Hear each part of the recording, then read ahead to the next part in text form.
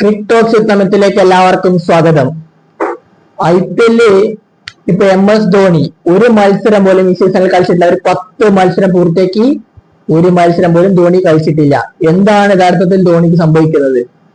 ഇപ്പൊ കഴിഞ്ഞ കളി അവർ ഡൽഹിനെ പരാജയപ്പെടുത്തി. പക്ഷേ ആ കളിക്ക് ധോണി ടീമിനോടൊപ്പം ട്രാവൽ പോലും ചെയ്തിട്ടുണ്ടായിരുന്നില്ല.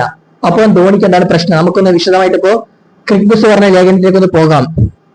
അപ്പൊ അവര് പറയുന്ന കാര്യം എന്താണെന്ന് പറഞ്ഞാൽ, ധോണി ഇപ്പോ റീഹാബിലിറ്റേഷൻ സെന്ററിൽ കൂടെ കടന്നുപോയിരുന്ന പ്ലെയർ ആണ്. അദ്ദേഹത്തിന് സ്റ്റിൽ കാഫ് ഇഞ്ചറി റിക്കവർ ആയി വരുന്നതേ ഉള്ളൂ എന്നിട്ട് ഒഫീഷ്യലായിട്ട് CSKയുടെ അവരുടെ ഒഫീഷ്യൽ സൈറ്റിൽ അറിയിച്ച കാര്യമാണെന്നാണ് അവർ പറയുന്നത്. പിന്നെ പക്ഷെ അതുകൊണ്ട് ധോണി ഇപ്പോ മാച്ച് റെഡി ഫിറ്റ്നസിലേക്കൊന്നും അദ്ദേഹം വന്നിട്ടില്ല. എന്നാൽ പോലും അദ്ദേഹത്തിന് ഒഫീഷ്യലായിട്ട് റൂൾഡ് ഔട്ട് ചെയ്തിട്ടുമില്ല CSK ടീം.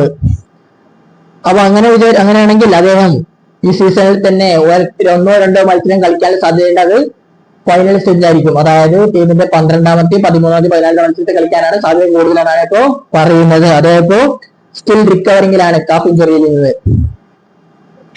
അവർക്കിപ്പോ ഡൽഹിയോട് മത്സരം കഴിഞ്ഞു. ഇനിയിപ്പോ അവർക്ക് അടുത്ത മത്സരം ലക്നൌവിനെതിരെ മെയ് 10ാം തീയതിയാണ്. മെയ് 10ാം തീയതി ഋഷഭ് പന്തിന്റെതിരെ അദ്ദേഹം കളിക്കുന്നു. പിന്നെ സൺറൈസേഴ്സിനെ മെയ് 18നും കളിക്കുന്നുണ്ട്. അത് ചെന്നൈയിലാണ് ആ മത്സരം നടക്കുക എന്ന കാര്യം കൂടി നമ്മൾ ഓർക്കേണ്ടതാണ്. ഒരു പക്ഷെ ആ മത്സരത്തിലേക്ക് ധോണി വരാനുള്ള സാധ്യത കൂടുതലാണ്. പിന്നെ ധോണി അവസാനമായിട്ട് IPL കളിച്ചപ്പോൾ അറിയാം, മെയ് 25, 2025 ഒരു വർഷമാവാനായി അദ്ദേഹം IPL കളിച്ചിട്ട്.